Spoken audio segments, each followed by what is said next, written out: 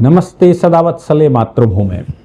विषय देखिए, हमारे देश के अंदर जो कन्वर्जन का खेल चल रहा है उस पर ऑनरेबल हाई कोर्ट ने आज बड़ा गजब का ऑर्डर किया। गजब का ऑर्डर कहना सही है या गलत है लेकिन पता नहीं, पर हाई कोर्ट ने ये कहा कि भाई तुम कन्वर्ट होने के बाद दूसरे गांव में जहां कब्रिस्तान है वहां कैसे कैसे दफन हो सकते हो, अब अपने गांव में दफन होइए।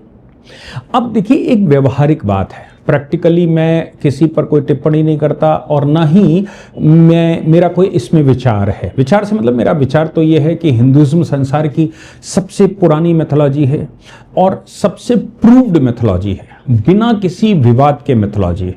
और ख़ास तौर से अगर शास्त्रों की बात करें, हम रामायण और महाभारत की बात नहीं कर रहे हैं, हम शास्त्रों की बात करें तो वो वेल प्रूव्ड साइंटिफिक डॉक्यूमेंट हैं। उनको अप्लाई कैसे किया गया है वो भगवान राम के ऊपर अप्लाई करके बताया गया, उसको कैसे अप्लाई किया गया है वो भगवान श्री कृष्ण के ऊपर अप्लाई करके बताया गया है। लेकिन हकीकत ये है कि रामायण महाभारत या बाकी के ग्रंथ या पुराणों की भी हम बात करें, वो बेसिकली वेदों से ही आता है। वो how to apply, practical approach क्या है, तो वो वेल प्रूव्ड है और उस पर आज तक कोई प्रश्न नहीं कर पाया कि आत्मा की यात्रा क्या है, पृथ्वी क्यों बनी, संसार कैसे चला, इसके पीछे का विज्ञान क्या है और विज्ञान की धारणा क्या है और कैसे ये विज्ञान यहां से वहां तक कैसे जाता है। इसमें किसी को भी कोई दोहराए नहीं और कोई साइंटिस्ट से लेकर और जो अपने आप को आधुनिक और परा आधुनिक कहते हैं उनको भी कभी उसमें कुछ मिला नहीं। लेकिन लोग कन्वर्ट होते हैं, लोग या तो धन से कन्वर्ट होते हैं, तलवार के दम पर सलवार किसी ने बदला होगा और तमाम तरह की बातें हुई होंगी। लेकिन और अच्छा, इंटरकास्ट, कास्ट जब कहते हैं तो हम वर्ण की बात करते हैं। वर्णों में भी हमारे यहाँ व्यवस्था थी। कास्ट का मतलब होता है एक पार्टिकुलर टाइप के लोग, और उस समय जो व्यवस्था थी हमारे पास वो अलग थी।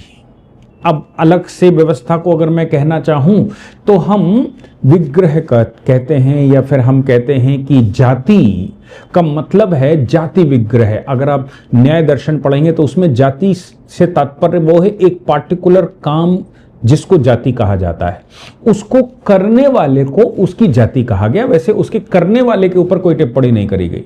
उसमें शास्त्रों में जाति का मतलब सिर्फ एक पार्टिकुलर काम से है, वो एक पार्टिकुलर मेथड से है। वो लकड़ी का काम करने वाले का मेथड, वो और लोहे का काम करने वाले का, वो बिजली का काम, मतलब जो भी काम करता है उसका एक मेथड है, उसको जाति कहते हैं। अब वो करने वाला, हम लोग कहते हैं भाई ये साइंस का काम करता है, ये साइंटिस्ट है। या फिर प्रैक्टिकली हम कहने लगते हैं जो भाई पूजा पाठ का काम करता है किसी जाति का, कोई नहीं पूछता, वो उसको पंडित ही कहते हैं। आर्मी में कौन भर्ती हुआ उसको जवान ही कहते हैं। वैसे ही उस समय भी ऐसा हुआ करता था। तो इंटरकास्ट मैरिज कानूनन वैलिड है। धन परिवर्तन करना कानूनन, अगर आप अपनी स्वेच्छा से करते हैं, प्रभावित होकर करते हैं तो कोई समस्या नहीं है। लेकिन उसके बाद की जो प्रैक्टिकल प्रॉब्लम्स हैं वो कौन दूर करेगा, उनको कैसे एड्रेस किया जाएगा। प्रैक्टिकल प्रॉब्लम क्या है कि जैसे आप ईसाई हो गए, किसी के इन्फ्लुएंस में हो गए, पैसे के उस पर हो गए, कैसे भी हो गए, ईसाई हो गए। अब ईसाई हो गए तो एक चर्च भी चाहिए। चलो चर्च नहीं है, ऐसे ही कर लोगे, लेकिन दफन होना शुरू कर दोगे। आग लगाने की बजाय अब दफन होना शुरू कर देंगे। मुसलमान हो गए तो दफन तो होंगे ही कम से कम। अब मुसलमान हो गए तो ये बुर्का पहनना पड़ेगा, दाढ़ी बड़ी करनी पड़ेगी, मूछ कटानी पड़ेगी, ऊंचा पैजामा नीचा कुर्ता पहनना पड़ेगा। ये बहुत सारी प्रैक्टिकल चीजें हैं और उनको कैसे एड्रेस करेंगे। ये जाति विग्रह की बात कहता हूं। ये दो इंटरकास्ट मैरिज हो गई, एक बढ़ई है और एक सुनार है। दोनों की शादी हो गई, दोनों ओबीसी में आते हैं, दोनों की शादी हो गई। अब आप सोचो कि प्रैक्टिकली जो बच्चा सुनार में पला बड़ा हुआ, लोहार से दूसरा आ गया, तो सुनार और लोहार का मैच कैसे होगा, क्योंकि ये तो व्यवसाय तो पारिवारिक है। तो फिर प्रैक्टिकली वहां समस्याएं आ सकती हैं, अंडरस्टैंडिंग की समस्याएं आ सकती हैं। इसीलिए कहा है कि विवाह जो है वो अपने समकक्ष से करना चाहिए। समकक्ष से मतलब है कि अपनी जाति में करना चाहिए। हमारे पूर्वजों ने व्यवस्था दी ताकि कोई किसी प्रकार की मिसअंडरस्टैंडिंग ना हो सके। वो जिस परिवार से आई है उसी तरह के परिवार में जाएगी तो कुछ नया नहीं होगा। लेकिन अगर पंडित की बेटी फौजी से शादी करेगी तो अव्यवहारिक होगा।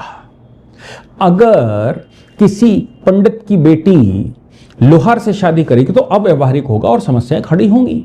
उस समय तो प्यार, मोहब्बत, आकर्षण सब ठीक है। अब इसको ऑनरेबल हाई कोर्ट के सामने जो बात गई, और किसके सामने? ऑनरेबल जस्टिस स्वामीनाथन के पास ये बात गई। अब प्रैक्टिकली, थ्योरेटिकली तो बात कॉन्स्टिट्यूशन में ये है कि भाई कोई भी व्यक्ति मरा है उसको डिग्निटी के साथ उसका अंतिम संस्कार होना चाहिए। लेकिन अगर डिग्निटी, आप पहले हमारे यहां भी, मतलब हिंदुइज्म की खास बात है, डॉक्टर अंबेडकर भी कहा करते थे कि कुरीतियां सब जगह होती हैं।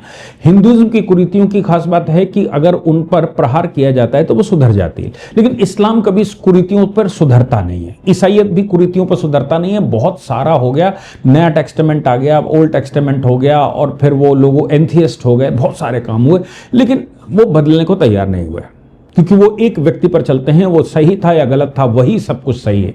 हमारे यहाँ ऐसा नहीं है। हमारे यहाँ तमाम संत आए, तमाम परंपराएं, आपको जो परंपरा संत में अच्छा लगता है आप उसको फॉलो कर सकते हैं। आपका मन जिस तरह से लगता है, आपके ऊपर कोई दबाव नहीं। और आप नहीं फॉलो करना चाहते, नास्तिक रहना चाहते हैं, तो कोई भी समस्या नहीं है। ये भारत की व्यवस्था में है। अब एक परिवार कन्वर्ट हो गया, ये जो तत्काल का मुकदमा मैं बता रहा हूं, ये परिवार कन्वर्ट हुआ, ईसाई हो गया। एक परिवार ईसाई हुआ तो उसने अपना पूरा कुटुंब धीरे से ईसाई कर लिया, कुछ पैसे वैसे मिले होंगे या जो भी उनके बीच का सिस्टम रहा हो, लेकिन वो ईसाई हो गए। अब आदमी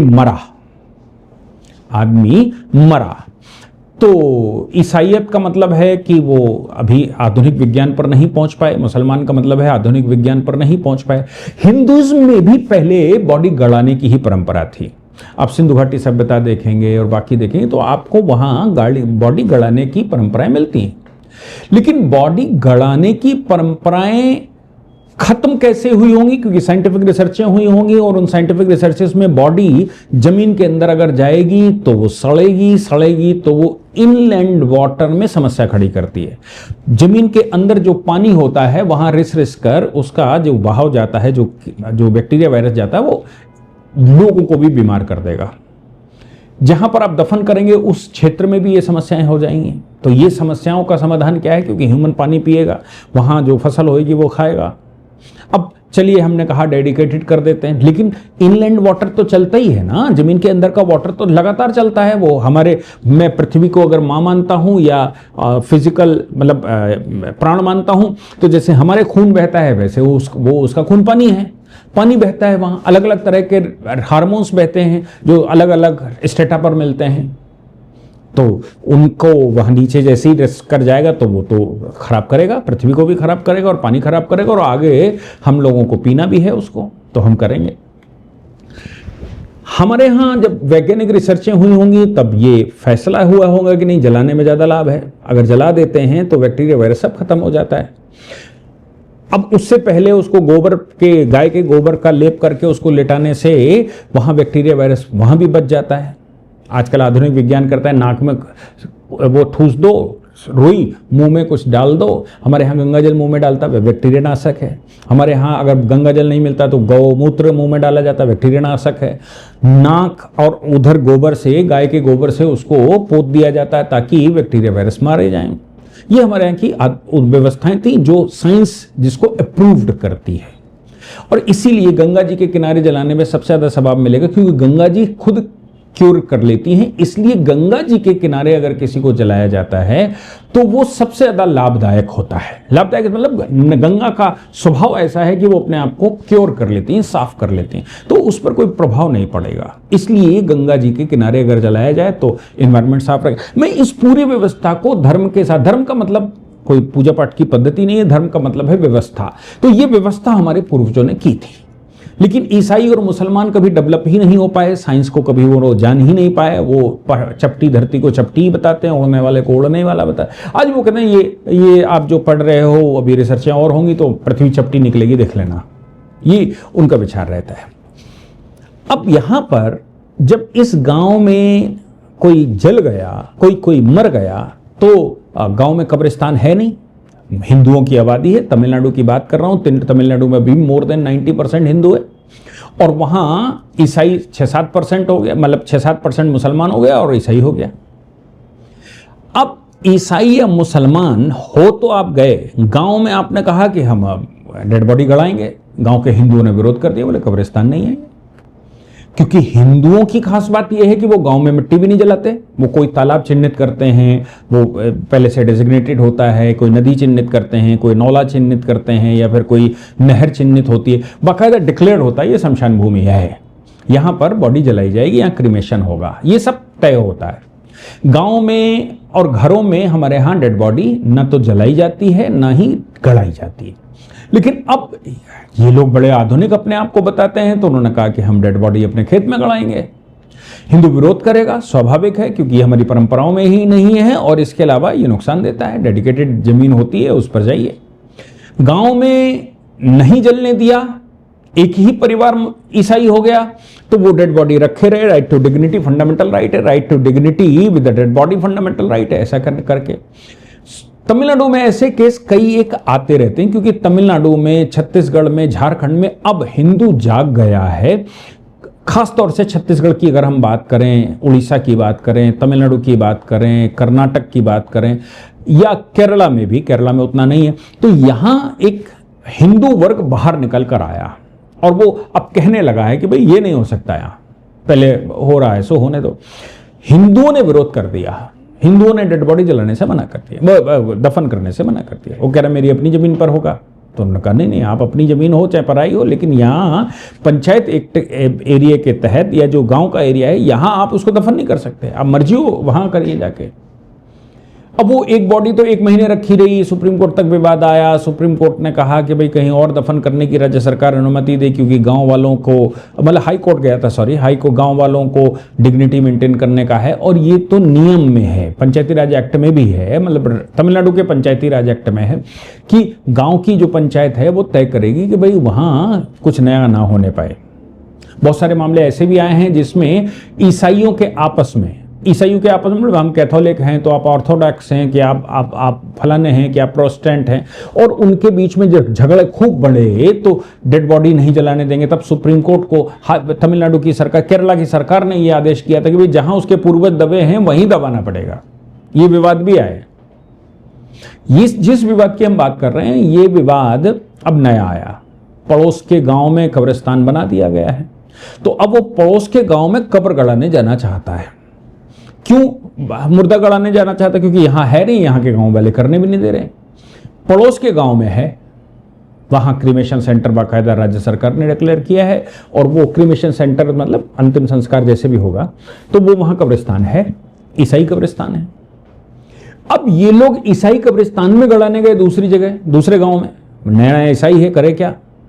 तो दूसरे गांव में गाड़ने गया, दूसरे गांव में गाड़ने गए तो वहां के ईसाइयों ने विरोध कर दिया।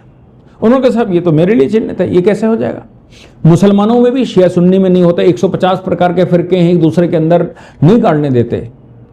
अब आप तो नए तरह के मुसलमान हैं और आपको ये मालूम भी नहीं आप कौन से मुसलमान हैं, आप कौन से ईसाई हो, क्योंकि आपको तो धन से कर लिया गया था या तलवार से कर लिया गया था, आपको मालूम ही नहीं है। हिंदुस्तान के 90% मुसलमान को ये नहीं मालूम वो कौन सा मुसलमान है।